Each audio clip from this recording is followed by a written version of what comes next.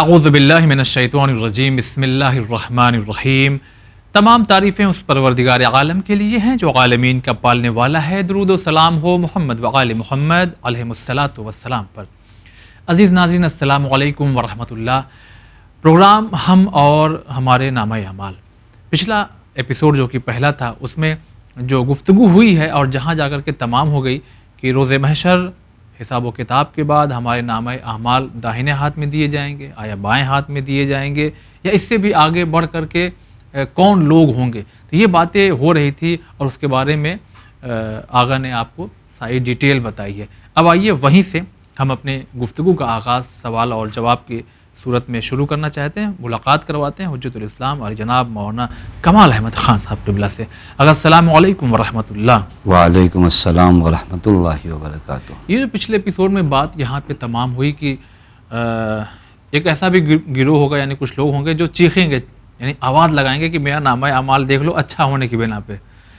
تو کیا اس کا یہ چیخنا بتا رہا ہے، یعنی ایک سوال ہے کہ سب کو ایک ایک کر کے نامہ اعمال جیسے رزلٹ دنیا میں دے دیا جاتا ہے کہ بس تم ہی دیکھو، یا ایسی صورتحال ہوگی کہ محشر ہوگا اور سارے لوگ ہوں گے اور سب کے سامنے بتایا جائے گا یہ فیل ہے، مثلاً یہ پاس ہے؟ بسم اللہ الرحمن الرحیم وبہ نستعین وہو خیر المعین۔ دیکھیے، اگر آپ خود قیامت کے کئی نام ہیں، یوم الحسرہ جہاں انسان حسرتیں کرے گا، انہی میں سے ایک نام قیامت کا یوم تبلی السرائر، جہاں جو چیزیں چھپی ہیں وہ باہر آ جائیں گی۔ تو خود یہ نام جو قیامت کا ہے یہ بہت اہم نام ہے۔ سورہ طارق آیت نمبر 9 میں اگر ناظرین قیامت کے اس نام کو دیکھنا چاہیں، یوم تبلی السرائر، بہت سی چیزیں ابھی دنیا میں چھپی ہیں لیکن قیامت، اسی لیے ہمارے یہاں کہا جاتا ہے توبہ کرو، اللہ تعالیٰ یہاں ستار ہے، یہاں اللہ تعالیٰ تمہیں چھپائے رکھے، تمہارے اعمال کو چھپائے رکھے، تمہارے کردار کو چھپائے رکھے، اور موقع بھی دے رہا ہے کہ میرا بندہ کسی کے پاس جا کر اعتراف گناہ نہ کرے، میرے پاس آئے۔ حتیٰ ہم بچوں سے بھی عرض کریں، نوجوانوں سے بھی، آپ کو اپنے گناہوں کا اعتراف کسی کے پاس جا کر نہیں کرنا، یعنی کسی کو بتانا نہیں، کسی کو بتانا نہیں۔ آپ خدا کی بارگاہ میں جاؤ، میرے اللہ، وہ دن جب سب کے سامنے میرا نام عمل سامنے آئے گا، اس دن ذلیل نہ ہوں، اپنے رسول کے سامنے، اپنے امام کے سامنے، اپنے ماں باپ کے سامنے، دیگر کے سامنے، تو آج ہی مجھے معاف کر دے۔ اگر اس صدق کے دل سے جا کر اگر بندہ توبہ کرتا ہے تو اللہ تعالیٰ وہ دن نہیں آنے دے گا۔ نہیں تو ایک یہ صورتحال تھوڑا ٹکراؤ پیدا ہو رہا ہے پچھلے ایپیسوڈ اور آج کی بات سے، کہ جب ہمارے نامہ اعمال یہ ساری ہستیاں دیکھ رہی ہیں، جی جی جی، احسن۔ تو پھر دوسری طرف یہ کہ ان کے سامنے پھر تو یہ جانتی بھی سوال بہت اچھا۔ دیکھیں، خداوند متعال کی قدرت عجیب ہے۔ اگر آپ دیکھیں، خداوند متعال کہتا ہے کہ ہم جس چیز کو چاہیں محو کر دیں اور جس چیز کو چاہیں ثابت قدم رکھیں۔ حتیٰ ان ملائکہ نے جنہوں نے آپ کے نام عمل لکھے ہیں، خداوند متعال اتنی قدرت رکھتا ہے کہ ان کے وہاں سے مٹا بھی سکے گا اور ان کے ذہن سے بھی نکال دے گا۔ خدا اس قدر قدرت رکھتا ہے۔ تو یعنی وہ فرشتے ہمیں دیکھیں گے اور ان کے ذہن میں وہ چیز، یہی خدا جن چیزوں کو چاہے محو کر دے اور جن چیزوں کو چاہے ثابت قدم یعنی رکھے۔ توبہ کر کے ہم اگر اس آپ طرح نے سے کر توبہ سکتے کی، حتیٰ ہے روایت میں کہ بعضوں کو ملائکہ کہیں گے میرے اللہ اس کے نام عمل ایک دم سفید ہے۔ بھائی کیا تو ہے، تو اچھائی کیا ہوگا یا برائی، کچھ تو ہونا چاہیے۔ ایک دم وہ کوڑا کاغذ جو کہا جائے کہ ایک دم سفید کاغذ ہے، تو اللہ تعالیٰ کہے گا میرا بندہ اس قدر مخلص تھا کہ چاہتے ہی نہیں تھا کہ کوئی میرے علاوہ جانے، لہٰذا میں نے اسے سفید رکھا ہے۔ تو اس چیز کو ذہن میں رکھے، حتیٰ یہاں تک بھی روایت ہے۔ اب آپ نے سوال اچھا کہ میں عرض کروں کہ پیغمبر اکرم چونکہ رحیم ہے، رحمت للعالمین ہے، ایک مرتبہ نبی اکرم نے دعا کیا بارگاہ خدا میں، میرے اللہ میری امت کا جب تو حساب لینا تو میں اور تو، اس کے علاوہ کوئی اور نہ رہے تاکہ میری امت کو شرمندگی نہ ہو۔ تو یا رسول اللہ، اگر یہ بات ہے، آپ رحمت للعالمین ہو، آپ رؤوف ہو، جیسا کہ قرآن کہتا ہے بالمؤمنین رؤوف الرحیم، تو میں اراف ہوں، میں آپ سے زیادہ رؤوف ہوں، میں تمہاری امت کا حساب لوں گا تو آپ بھی نہیں ہوگے، یعنی آپ کو بھی نہیں معلوم، آپ کو بھی نہیں معلوم ہوگا۔ اگر کچھ بندے اس طرح مرحلہ طے کرنا چاہیں تو میں خدا رؤوف و مہربان ہوں۔ ساری رافت محبتیں ماں باپ کے دل میں، انبیاء کے دل میں، رسول کے دل میں، ائمہ کے دل میں جو کچھ ہیں وہ جلوہ رحمت الہیہ ہیں، وہ ساری رحمتیں ان کے دلوں میں خدا ہی نے رکھی ہیں، لہذا خدا سے بڑا رحیم و کریم کوئی نہیں. ہم لوٹ آتے ہیں اپنے جواب کی جانب جی کہ آیا ہمارے نام عمل کو لوگوں کے سامنے دکھایا جائے گا؟ سب کے سامنے ہوگا. تو عرض کیا کہ قیامت کا نام ہی یوم تبلی السرائر ہے. اگر میں نے آج اپنے آپ کو اس لائق نہیں بنایا، حتیٰ بعض مقامات ہیں اسی دنیا میں، بعض اعمال ہیں کہ آپ چاہو گے تو وہاں آپ کا نام عمل کسی کو نہیں دکھایا جائے گا. جیسے اگر آج یہاں کسی مومن کے عیب کو آپ نے چھپایا، کل اللہ تعالیٰ بہت سی چیزوں کو آپ کی چھپائے گا. یہ اس دنیا کے ایفیکٹ ہیں، وہاں پر اثرات ہیں. یعنی دوسرا والا بھی معاملہ ہوگا نا کہ اگر ہم نے اچھالا تو ہاں، تو پھر وہاں پر ہے روایت میں کہ اگر کوئی ایک بندے کو ذلیل کرنے اور رسوا کرنے کے لیے قدم بڑھاتا ہے تو اسے میں خدا ذلیل کروں گا، میں خدا رسوا کروں گا. لہذا قیامت میں یہ طے تو ہے، سرائر آگاہ ہوں گے، راز کھولے جائیں گے، بتایا جائے گا. اور بتانے کی بھی ضرورت نہیں. میں ایک چیز اور آپ کی خدمت میں عرض کروں، نام عمل کے سلسلے میں ہمارے جو ذہنوں میں ہے کہ ایک کتاب ہو، ورق ہو، پلٹا جائے، یہ ہمارے ذہنوں کو سمجھانے، وگرنہ انسان کا نام عمل خود اس قیامت میں انسان کا آنا بتا دے گا. چونکہ آپ اپنے عمل کے لحاظ سے مشہور ہو گئے. یعنی یہاں تک پتہ چل جائے گا ہمارے آنے سے کہ میں کس گناہ کا مرتکب تھا. میں متکبر تھا، میں محشور کیا جاؤں گا چیٹی کی شکل میں. اب وہاں بتانے کی ضرورت نہیں ہے. میں چاہتا تھا دنیا میں اکڑ کے رہوں، سب میرے قدموں کے نیچے رہیں. خدا قیامت میں کہے گا اسے چیٹی کی شکل میں محشور کرو تاکہ سب اسے پامال کر کے جائیں. یعنی انسان کا جو ظاہری حال ہوگا نا، ظاہری کنڈیشن، یہ خود اس کے اعمال کی خبر دیں گے. یعنی انسان کس طریقے سے، حتیٰ بعض جگہوں پہ ملتا ہے کہ علماء جو اپنے قول اور فعل میں اتفاق نہیں کرتے، بڑی اچھی اچھی باتیں کرتے ہیں یہاں بیٹھ کر، کرسی پہ بیٹھ کر، ممبر پہ بیٹھ کر، لیکن نیچے اترنے کے بعد جو ہے وہ عمل نہیں ہے. زبان سے کچھ ہے، اور یہ جب والد محشر ہوں گے تو یہ قے کرتے ہوئے والد محشر ہوں گے. اچھا، الٹی کرتے ہوئے والد. حتیٰ بعض روایات میں کہ یہ اپنی زبان کو اپنے دانتوں سے کھاتے ہوئے آئیں گے، کیونکہ انہوں نے زبان سے باتیں کی ہیں، عمل پہ نہیں کیا. بس ہر انسان کا عمل ہی متناسب ہے اس کے نام عمل سے. لہٰذا یوم تبلی السرائر ہے، دیکھ کے ہی لوگ پہچان جائیں گے، دیکھ کے پہچان لیا جائے گا کہ آپ کس کیٹیگری میں ہو. آپ کے شکل و شمائل، آپ کا محشر میں آنا، آپ کا محشور ہونا، یہ خود بتا دے گا کہ ہمارا تعلق جو ہے کہاں سے. یہ جو باتیں پچھلے ایپیسوڈ میں اور ابھی آپ جو بیان کر رہے ہیں، آپ محسوس نہ کیجیے گا، یعنی پرسنلی آپ کے لیے میں نہیں کہہ رہا ہوں، یعنی تمام لوگ ممبر سے یہ سب چیزیں کیوں اس طرح سے بیان کرتے ہیں؟ کیونکہ کبھی کبھی جوانوں سے جب ملاقات ہوتی ہے تو ایسا محسوس ہوتا ہے کہ کہیں نہ کہیں ہم لوگوں کی بھی، یعنی کیا کہا جائے اس کو، یعنی اردو میں بہرحال کہیں نہ کہیں غلطی کہا جائے یا کیا کہا جائے کہ اتنا زیادہ ان کو خوش کر دیا جاتا ہے پبلک کو، بس سیدھے جنت میں چلے جاؤ گے، اہل بیت کی محبت تمہیں سیدھے جنت لے کے جائے گی. یہ بھی سوال اچھا، چونکہ تربیت کا اصول ہے، تربیت کا اصول ہے. جہاں نبی کو بشیر بنایا وہیں نذیر بنایا. آپ دیکھیں قرآن سے سسٹم سیکھیں نا. قرآن کہتا ہے آپ بشیر بھی ہو لیکن آپ نذیر بھی ہو. یعنی بشارت دیں گے، خوش کریں گے لیکن آپ کو ڈرائیں گے بھی. یعنی نبی کا کام بھی بشیر اور نذیر دونوں ہونا ہے. میں اور آسان کروں آپ کی خدمت میں کہ تربیت میں خوف بھی ہو، رجا بھی ہو. یہ آپ اپنے گھر میں بھی کرتے ہیں. آپ اپنے بچوں کی تربیت جب کرتے ہیں تو صرف ڈرا کے تربیت کرتے ہیں کہ کچھ امیدیں بھی دیتے ہیں کہ بیٹا یہ کرو گے تو یہ ہوگا، یہ ہوگا. وہیں پر آپ کہتے فیل ہوگے تو یہ ہوگا. یعنی ایک طرف خوف بھی ہے، ایک طرف رجا بھی. اس درمیان میں تربیت ہوتی ہے بچوں کی. جب اس درمیان میں ہم اپنے بچوں کی تربیت کرتے تو ہم قوم کی تربیت میں خوف و رجا کیوں نہیں رکھتے، جو کہ اصول قرآن ہے. قرآن کہتے ہیں خوف و رجا کے درمیان تربیت کرو. انہیں امید دلاؤ کہ خدا رحیم ہے، لیکن انہیں بتاؤ کہ خدا قہار بھی ہے. انہیں بتاؤ کہ خدا جو ہے ان کے گناہوں کا حساب لینے والا بھی ہے. جس طرح انہیں بتاؤ کہ خدا معاف کرنے والا ہے، اسی طرح انہیں بتاؤ کہ فَمَن يَعْمَلْ مِثْقَالَ ذَرَّةٍ خَيْرًا يَرَهُ وَمَن يَعْمَلْ مِثْقَالَ ذَرَّةٍ شَرًّا يَرَهُ. بس تربیت کا اصول بہت اہم ہے کہ خوف بھی ہو، رجا بھی ہو. نہ اتنا امید بھر دو کہ یہ جسور ہو جائے، جرأت آ جائے اس میں، اور نہ اسے اتنا مایوس کر دو کہ یہ کہے کہ اب تو میرا کام ختم. اب کیا فائدہ نماز پڑھنے کا، اب کیا فائدہ روزہ رکھنے کا. یعنی اگر یہ روایت بیان کی جائے کہ غم امام حسین علیہ السلام میں ایک قطرہ آنسو کا نکلنا جنت کی ضمانت ہے، تو وہیں پھر یہ بھی بتایا جائے کہ پھر عمل کمزور نہ پڑنا پڑے. عمل کمزور نہ، چونکہ یہ آنسو خبر دے رہے ہیں، یہ آنسو جو امام حسین علیہ السلام کے غم میں نکل رہے نا، یہ خبر دے رہے ہیں کہ خدا تک لوٹنے کا وقت ہے تمہارے پاس. کیونکہ اگر راستے بند ہو گئے ہوتے تو نام حسین پہ آنسو نہیں نکلتے. یہ خود آنسو اعلان ہے کہ انسان کا وجود ابھی پاک ہے، ابھی اس کے گناہ ہیں، لوٹ آؤ حسین ابن. یہ آنسو نہیں ہے بلکہ اور آسان کہا جائے، یہ آنسو نہیں ہے، یہ بار بار ہمیں جھجوڑتے ہیں، بار بار حسین ابن علی کی جانب ہمیں بلاتے ہیں کہ تمہارا وجود پاک ہے، تم وادی معصیت سے نکلو، تم گناہوں کی وادی سے نکلو، تم خیمہ امام حسین تک آؤ، تم حسینی ہو.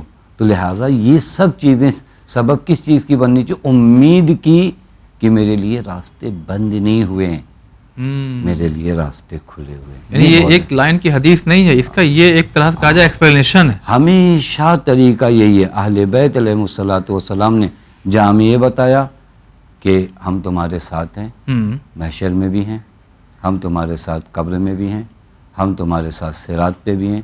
وہیں اہل بیت نے ہمیں بتایا کہ ہرگز اعمال سے غافل نہ ہونا، عمل کو بالائے طاق نہ رکھنا. دیکھیے کس طرح تربیت کر رہے ہیں. جی ایک طرف سمجھا رہے ہیں کہ گھبرانا نہیں، یعنی مایوس نہیں ہونا، ایک طرف بے فکر بھی مت زندگی گزارنا کہ نہیں کوئی حساب و کتاب تمہاری زندگی کا نہیں ہوگا. اور یہ ہوتا ہے، اگر آپ کسی سے کہیے کہ پیسہ لو خرچ کرو، کوئی حساب کتاب نہیں، آپ دیکھیے وہ سارا پیسہ بیکار کی چیزوں میں لوٹا کے آ جائے گا. آپ اسے پیسہ دیجئے کہ خرچ کرو لیکن حساب کتاب رکھ کے خرچ کرو. آپ دیکھیے کتنے سسٹمیٹک سے ہم پیسہ جب خرچ کرتے ہیں تو اس قدر حساب و کتاب کرتے ہیں. اپنا سرمایہ زندگی کو جب ہم خرچ کرتے ہیں ہم نہیں دیکھتے کہ ہم یہاں کہاں خرچ کر رہے ہیں. لہٰذا ان دو چیزوں کے درمیان تربیت بہت ضروری، خوف بھی ہو رجا بھی ہو. چلیے آقا بہت بہت شکریہ ادا کرتے ہیں. ایک سوال ہم یہ کرنا چاہتے ہیں، چونکہ نامہ اعمال کے سلسلے سے گفتگو ہو رہی ہے، تو کیا اس کی قسمیں بیان کی گئی ہیں؟ دیکھیں ایک قسم تو نامہ عمل کی بہت حسین ہے. میں قرآن کریم سے اگر عرض کروں، ایک میرا پرسنل نامہ عمل ہے. دیکھیں یہاں پہ بھی بڑی دقت ہے. قرآن کریم کہتا ہے کہ ہم تمہارے نامہ عمل کو 3 مرحلوں میں لکھیں گے. ایک میری فردی زندگی ہے، ایک میری امت کے لحاظ سے زندگی، نا میں نبی آخر کی امتی ہوں، ایک میری انسانی زندگی ہے، میری الگ کی زندگی، جی میری اجتماعی زندگی، میری پوری ورلڈ کی زندگی. اچھا دیکھیے اگر آپ دیکھیں کسی کے نام عمل کو آپ لکھ رہے ہیں، ایک مرتبہ اس کی فردی نام عمل ہونا چاہیے، ایک طرح جب امت کا نام عمل لکھا جائے تو وہاں اس کا نام عمل ہونا چاہیے. ایک طرف نہیں، تمام انسانیت کا جب نام عمل لکھا جائے تو وہاں ہونا چاہیے. ان تینوں مرحلوں کو قرآن کریم نے بیان فرمایا. قرآن کریم ایک مقام پر فرماتا ہے جب خصوصی، یعنی یہ آپ کا پرسنل نام عمل آپ کے ساتھ ہوگا، وہاں قرآن کہتا ہے کل انسان الزمناہ طائرۃ فی عنقہ ونخرج لہ یوم القیامہ کتابا یلقاہ منشورا. اور ہم نے ہر انسان کے نام عمل کو، ہر انسان کے، یعنی یہ ہر کسی کے پاس ہوگا، ہر انسان کے نام عمل کو اس کی گردن میں آویزاں کر دی، یعنی گردن میں ہمارے نام عمل ہوگا، اور روز قیامت اسے ایک کھلی ہوئی کتاب کی طرح پیش کر دیں گے. یہ ہر انسان کا اپنا نام عمل، پرسنل ڈائری. اچھا ایک، اور پھر وہاں کے لیے پھر قرآن آگے کہتا ہے اقرا کتابک کفی بنفسک الیوم علیک حسیبا. اور جب یہ انسان خود پڑھے گا نا تو اس کو خود ہی اپنا حساب کتاب معلوم ہو جائے گا، فیصلے کی بھی ضرورت نہیں ہے. یعنی دنیا میں جیسے کبھی کبھی ہوتا ہے، ہمارے ساتھ بھی ہوا ہے کہ ایگزام ہوا تھا، جی، پھر بعد میں جتنے بھی اسٹوڈنٹ تھے سب کو ان کی کاپیاں دے دی گئی. کاپی خود دے دیجیے، خود ہی چیک کر لیجیے. یہ ہمارا معیار ہے، صحیح جواب یہ ہے.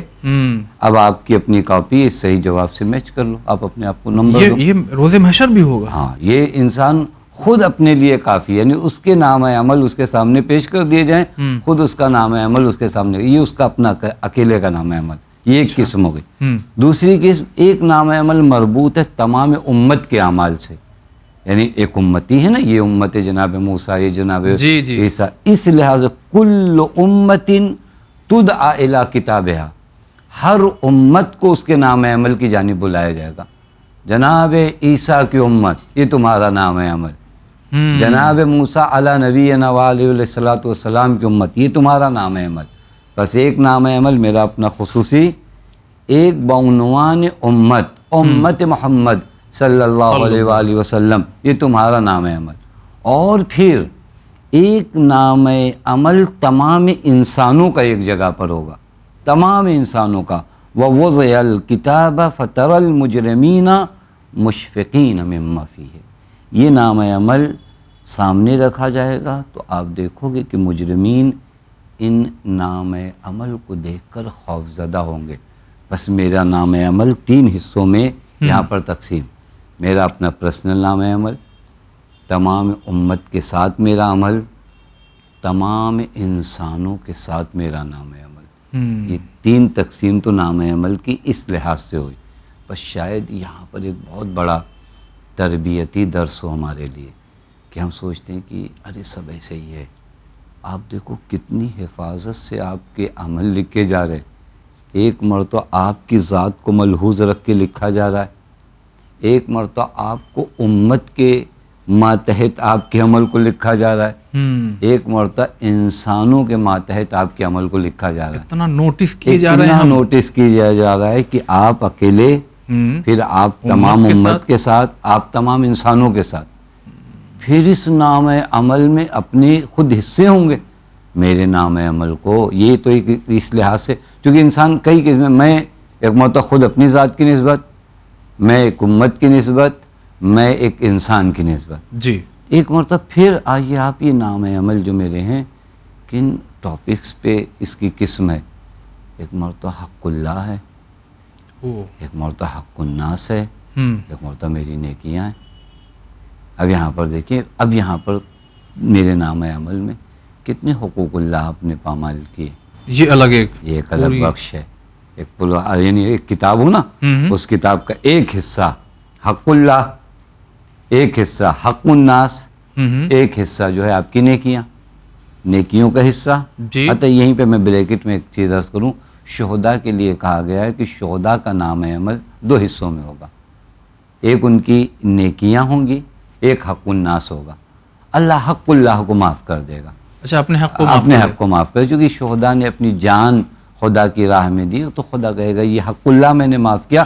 بس ان کے نام عمل میں 2 ہی چیپٹر ہیں، ایک نیکیاں ہیں، ایک حق الناس ہے. اور یہاں پہ بھی بہت اہم ہے، شاید ناظرین کے لیے بہت اچھا ہو کہ شہداء جو اپنی جان بھی دے دیتے ہیں لیکن حق الناس کی نسبت ان کا نام عمل ہے. یعنی پوچھ تاچھ ہوگی، پوچھ تاچھ حق الناس کی نسبت ان سے بھی پوچھ تاچھ ہونی. اب ہم جیسے لوگوں کا کیا ہوگا؟ میں نے جو اپنے بھائی کا دل دکھایا، یہاں تو یہ کہا گیا کہ ایک قطرہ خون زمین پر گرا اور جنت. احسنتم. یہ شہداء کے لیے بھی روایت میں کہ حق الناس کی نسبت ان کو کھڑا کیا جائے گا، روکا جائے گا. جواب دے کر جاؤ، یہ جو تم نے فلاں کا حق ضائع کیا، یہ حق الناس بہت اہم ہے. حق اللہ بھی بہت اہم ہے، لیکن چونکہ خدا کریم ہے، خدا رحیم ہے، وہ اپنے حق کو معاف کر دے گا. لوگ تو کریم نہیں ہے نا، لوگ کیوں اپنا حق آپ سے چھوڑیں گے؟ اور خاص کر اس وقت جب بازار میں ان کے اعمال کی قیمت نہ ہو، اور انہیں پتہ ہو کہ اگر ہم نے آج معاف نہیں کیا تو ہماری کی ہوئی غیبت کا گناہ ان کو جائے گا، ان کا ثواب ہم کو آئے گا. تو ہاں تو کوئی آپ کو معاف کرنے کو تیار نہیں ہے. سبھی چاہے گا کہ ثواب آ جائے، ہمارے گناہ چلے جائیں. بس یہ 3 حصے خود ہوں گے، نیکیاں، حق اللہ، حق الناس. اب یہاں پر حق اللہ آپ دیکھیے کیا ہے. حق اللہ آپ دیکھیے، حق الناس کیا. نام عمل کیسے تفصیلی ہوگا نا. ایک کتاب جب لکھی جاتی ہے تو پہلے مقدمہ لکھا جاتا ہے، پھر اس مقدمے میں فصلیں بنائی جاتی ہیں، پھر موضوعات کے لحاظ سے تقسیم کیا جاتا ہے. یہ نام عمل آپ کا اسی سسٹم کے تحت ہے. یہ آپ کی نیکیاں، یہ آپ کے حق اللہ. حق اللہ میں آپ نے کیا ضائع کیا، کن چیزوں کو ادا کیا. حق الناس میں آپ نے کن چیزوں کو ضائع کیا، کن چیزوں کو ادا کیا. حق اللہ ہی کے ماتحت اہل بیت علیہ الصلوۃ والسلام کے حقوق ہیں، چونکہ اللہ نے ولایت کا حق ان کو دیا. توجہ فرمائیں، نبی کا حق ہے. وہ تمام چیزیں ہمیں آمادہ کرنا. ایک بڑی حسین روایت ہے اگر نام عمل کو آدمی صحیح کرنا چاہے نا، نبی اکرم نے فرمایا کہ اگر تم موت کی تمنا کرتے ہو تو کچھ ہدیے تیار کرو اپنے لیے، اور پھر وہاں نبی اکرم نے اس روایت میں بتایا کیا کہ ایک ہدیہ ملک الموت کے لیے، ہدیہ قبر کے لیے، ہدیہ رسول کے لیے، ہدیہ جو ہے خدا کے لیے، یہ ہدایاں جو یہ در حقیقت حق ہیں جو ہمیں ادا کرنے چاہیے۔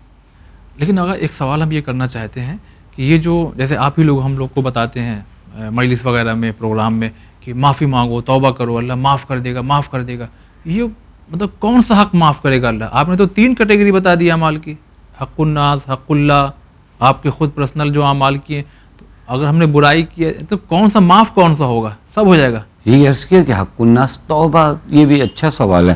توبہ کرنے کا معنی کیا ہے؟ توبہ کرنے کا معنی یہ ہے کہ میں تسبیح لے کر محراب عبادت میں بیٹھ جاؤں، میں نے اپنی بہن کا حق نہیں دیا، استغفر اللہ مجھے معاف کر دے، کیا کروں؟ آؤں مصلی بچھاؤں اور محراب عبادت میں بیٹھ، استغفر اللہ استغفر، یہ تو نہیں ہوا۔ یہاں توبہ کا معنی یہ ہے کہ اس بہن کا حق جا کر ادا کروں۔ یہاں توبہ کا معنی ہے کہ اس آدمی جس کو میں نے بھرے بازار میں ذلیل کیا تھا نا، اس سے معافی مانگوں، یہ توبہ ہے۔ یہ لوگ نہیں سمجھ رہے کہ توبہ کا معنی کیا ہے۔ بعض حقوق ہیں، مثلا میں نمازیں میری بہت قضا ہوئی ہیں، خوب میں ادا کر رہا ہوں اور موت آ گئی، بیمار ہو گیا، اب یہاں خدا نے دیکھا کہ میرا بندہ ادا کر رہا تھا، اب کل کے دن اللہ تعالیٰ رحیم و کریم معاف کر دے گا۔ بعض اوقات بعض اس طرح کے اور دیگر اعمال، روزے میں نے چھوڑے تھے، پھر اس کے بعد میں نے ان کو قضا کرنے کی کوشش کیا کہ کسی طرح یہ سب معاف کر دے گا، یہ سب معاف کر دے گا۔ تو خدا تو علی کل شیء قدیر، یہ سب بھی تو معاف کر یہ بھی ایک سکتا ہے۔ طریقہ ہے، وہ بھی کبھی کبھار آپ کی نیکیاں اتنی بڑھ جائیں کہ اب خدا اس بندے سے جس کا آپ کے اوپر حق ہے، یہ بھی روایات میں خدا اس بندے کو بلائے گا کہ اگر تو نے میرے اس بندے کو معاف کر دیا تو میں تجھے یہ اجر دوں گا۔ بندہ اپنے آپ کو توبہ کے اس مرحلے پہ بھی لے جائے جہاں خدا آ کر اس سامنے والے بندے سے کہے کہ اگر میرے بندے کے اس حق کو تو نے معاف کیا تو میں تجھے مثلاً جنت میں یہ مقام دوں گا۔ وہ مرحلہ ایک الگ ہے۔ میں جو التماس کرنا چاہتا ہوں وہ یہ کہ حق اللہ معمولی نہیں ہے، بار بار عرض کر رہا ہوں، خدا کریم ہے، وگرنہ حق اللہ سب سے عظیم ہے۔ صحیح بات ہے۔ اس کو یہ نہ سوچا جائے کہ حق اللہ کی پھر کوئی اہمیت نہیں، یہ بہت عظیم ہے لیکن وہ کریم ہے۔ لیکن یہ حق الناس اگر ہم نے دھیان نہیں دیا نا اور ہم نے سوچا کہ دیکھا جائے گا، یہ آپ مرصاد پر روکے جائیں گے۔ اور آج کبھی کبھار بہانہ کرتے ہیں، ہم 4 مرتبہ گئے ان سے معافی مانگنے، نہیں معاف کیا تو اب کیا کریں؟ خوب اس دنیا میں 40 مرتبہ جاؤ، 400 مرتبہ جاؤ، 4000 مرتبہ جاؤ، چونکہ یہاں جانا بار بار آسان ہے، لیکن کل مرصاد پہ اگر آپ کھڑے ہو گئے نا تو وہاں کھڑا ہو نہ سکتے۔ جو کہتے ہیں کتنی مرتبہ جائیں، کب تک معافی مانگیں؟ خوب جب تک معاف نہ کرے تب تک معافی مانگو، آپ معافی مانگو۔ اور ایسے عمل سے ہم لوگ بچتے بھی رہے، خود ابتدا میں اپنے آپ کو وجود ہی بچا۔ یعنی دیکھیں توبہ کرنا سخت ہے قبل اس کے کہ آدمی گناہ نہ کرے، گناہ سے رکنا آسان ہے، گناہ کے بعد توبہ کرنا سخت ہے۔ بہت شکریہ ادا کرتے ہیں۔ ناظرین، دلچسپ موضوع ہے، چاہتے ہیں کہ لگاتار باتیں ہوتے ہیں لگی، مگر چونکہ وقت محدود ہوتا ہے، آخر میں ایک سوال یہ ہم کرنا چاہتے ہیں، مثلاً ہم جس گھر میں رہتے ہیں یا اس گھر سے باہر کہیں بھی ہم نے اگر کہیں کوئی گناہ انجام دیا تو کیا وہ زمین گواہی دے گی، یا ہاتھ سے دیا تو یعنی باڈی پارٹس بھی کیا گواہی دیں گے قرآن و حدیث کی روشنی میں کچھ؟ جی خود سورہ نور آیت نمبر 24 میں قرآن مجید کا ارشاد ہے، یوم تشہد علیہم السنتہم وایدیہم وارجلہم بما کانوا یعملون۔ اچھا یہ گواہی بڑی سخت ہے نا، دیکھیں کبھی کبھار ایسا ہوتا ہے کہ آپ کے خلاف آپ کے گھر والے گواہی دے، اب آپ تو وہاں کچھ کر ہی نہیں سکتے۔ وہ ایک مرتبہ میرے لیے گواہ پکڑ کے لائیے آپ روڈ سے، صحیح، وہ تو نہیں، میرے گھر ہی کا بچہ گواہی دے کہ ہاں ہم نے اپنے ابا کو دیکھا تھا، تو وہاں تو قیامت ہو جائے گی۔ یہاں پر یہی یوم تشہد علیہم السنتہم، قیامت وہ دن ہوگا جہاں انسان کے خلاف اس کی زبان گواہی دے گی، اچھا، جہاں انسان کے خلاف اس کا ہاتھ گواہی دے گا، جہاں انسان کے خلاف اس کا پیر گواہی دے گا کہ اس نے کیا کیا ہے۔ اور پھر ایک دوسرے مقام پر قرآن کہتا ہے کہ ہاں یہ زبان ہے نا، ایک مقام کے بعد اس زبان پہ ہم پہرا لگا دیں گے، آپ کو نہیں کہنا ہے کچھ، بس انہی سے پوچھے تو تکلمنا ایدینا ایدیہم، ان کے ہاتھ بات کریں گے، اچھا یہ ہاں، جس طرح اللہ تعالیٰ پتھروں سے بات کرا سکتا ہے ہاں تو کل یہ ہاتھ بھی بات کریں گے. ہم نے اس سے کیا کیا گناہ ہاں، کیے. یہ خود بتائے گا کہ دیکھیے یہ ایک یتیم کے رخسار پہ پڑا. وَتَشْهَدُ أَرْجُلُهُمْ بِمَا كَانُوا يَكْسِبُونَ، ان کے پیر گواہی دیں گے کہ کہاں تک گئے تھے. اس وقت آدمی، یہ سب سے سخت گواہی ہے نا، جہاں خود انسان کے سامنے آ کر یہ ہاتھ پیر و اعضاء و جوارح جو ہے گواہی دیں. اور حتیٰ جس زمین پہ ہم نے گناہ کیا وہ زمین گواہی دے گی. قرآن کریم کی مشہور آیت ہے، سب کو یاد ہوگی، سورہ زلزلہ کی آیت نمبر 4، یومئذ تحدث اخبارہا، جب زمین اپنے اندر چھپی ہوئی اخبار کو بتائے گی، خبریں دیں گی. زمین جو ہے رپورٹر بن جائے گی، زمین آ کر خبریں دیں گی. رسول اکرم نے فرمایا اتدرون ما اخبارہا، تم لوگوں کو پتہ ہے زمین کیا بتائے گی؟ قالوا اللہ و رسولہ عالم، ان لوگوں نے کہا خدا و رسول بہتر جانتا ہے. نبی اکرم نے فرمایا اخبارہا، زمین کیا خبر دے گی تمہیں معلوم ہے؟ ان تشہد علی کل عبد و امۃ بما عمل علی ظہرہا، جو کچھ اس زمین پر کسی مرد یا عورت نے انجام دیا ہے، زمین بتائے گی اللہ مجھ پر یہ گناہ انجام پایا ہے. اور نہ فقط اتنا، تقول عمل قضا قضا، وہ بتائے گی کہ یہ کام کیا انہوں نے. ایسے بھی نہیں کہ چھپ کے کہے گی کہ گناہ کیا ہے، یہ والا گناہ کیا ہے. اور پھر یہ بتائے گی یوم قضا، اس دن کیا ہے، لہٰذا یہ زمینیں گواہ ہیں. اور یہیں پر ہم ناظرین کو ایک اور اچھی بشارت دیں، نہ فقط گناہ کی خبر زمین دے گی، بعض اوقات آپ اچھے کام کرو گے اس کی بھی گواہی زمین دے گی. ہمارے یہاں اسی لیے روایات میں ہے، امام علی علیہ السلام سے ایک روایت ہے کہ صلو من المساجد فی بقاء مختلفہ، ہر جگہ جہاں مسجد ہے نماز پڑھو. فإن كل بقعة تشهد للمصلي علیہا یوم القیامہ، قیامت کے دن ہر وہ جگہ جہاں تم نے نماز پڑھا وہ گواہی دے گی. سبحان اللہ. زمین کی گواہی فقط آپ نگیٹو طریقے سے نہ دیکھیں کہ ہمارے غلط کاموں کی ہی گواہی دے گی، نہیں، آپ کے اچھے کاموں کی گواہی دے گی. حتیٰ ایک بہت حسین داستان جو تاریخ میں بہت اختصار سے عرض کروں، حضرت امیر بیت المال کو تقسیم کر دیتے تھے. یہ مشہور ہے کہ حضرت امیر بیت المال میں باقی نہیں رکھتے تھے، جو بھی حصہ آیا فقراء کے درمیان تقسیم کر دیتے تھے. وہاں کے بعد بیت المال میں یہ واحد کائنات کا وہ امیر ہے جو بیت المال کو خالی کرنے کے بعد 2 رکعت نماز پڑھتا تھا. اور اس کے بعد حضرت جو جملہ کہتے تھے وہ میں آپ کی خدمت میں عرض کرا، حضرت زمین کو گواہ بناتے تھے. چونکہ زمین گواہی دے گی تو حضرت اشہدی، حضرت کہتے تھے زمین سے کل تو قیامت میں گواہ دینا، انی ملأتک بحق و فرقتک بحق، ہم نے تمہیں خزانوں سے پر کیا اور پھر تمہیں خزانوں سے خالی کر دیا. یعنی لوگوں کے حق آئے اور پھر ہم نے اس حق کو لوگوں کو درمیان تقسیم کر دیا. بس زمین گواہی دے گی، میرے ہاتھ پیر گواہی دیں گے، میرے اعضاء و جوارح گواہی دیں. واقعاً کوئی بس انکار کا نہیں چلے گا کہ نہیں میں نے یہ نہیں کیا تھا. اصلاً قیامت میں ہر کوئی یہ تو کہے گا کہ خدا ہمیں معاف کر دے، لیکن کوئی یہ نہیں کہہ سکے گا قیامت میں کہ ہم نے یہ کیا نہیں ہے. یہ سارے مرحلے ختم ہو جائیں گے، چونکہ وہاں خود انسان کے لیے اتنا یقین ہو یہ میں نے کیا، چونکہ یہ میرا زبان گواہی دے گی کہ ہم نے جھوٹ بولا تھا. جیسے دنیا میں CCTV کیمرے میں جو ریکارڈ ہو گیا دکھا دیا گیا، کچھ نہیں کر سکتے. اب آپ کچھ نہیں کر سکتے. اگر بہت بہت ہم شکریہ ادا کرتے ہیں ناظرین، بہت معذرت کے ساتھ چونکہ وقت تمام ہو گیا، اس لیے اپنے پروگرام کو ہم یہاں روک رہے ہیں. مگر انشاءاللہ اگلے ایپیسوڈ میں یہ گفتگو کا سلسلہ، یہ نامہ اعمال کے سلسلے سے جو باتیں ہو رہی ہے، یہ بہت سے بھی سوالات باقی رہ گئے ہیں جو میں یقین کرتا ہوں کہ ہمارے دلوں کو بالکل نرم کر رہے ہوں گے اور ہمیں سوچنے پہ مجبور کر رہے ہوں گے ہمارے بیتے ہوئے ان اچھے اور برے اعمال کے سلسلے سے، کہ اب ہم ذرا سوچیں اور فکر کریں کہ ہم نے کیا کیا ہے اور ہم اب کیا کریں. یوں تو درمیان میں توبہ کے سلسلے سے آقا نے اشارہ دے دیا ہے. تو انشاءاللہ اگلے ایپیسوڈ میں ملاقات ہوگی، بہت سی باتیں ہیں جو آپ تک ہم پہنچائیں گے. السلام علیکم ورحمۃ اللہ.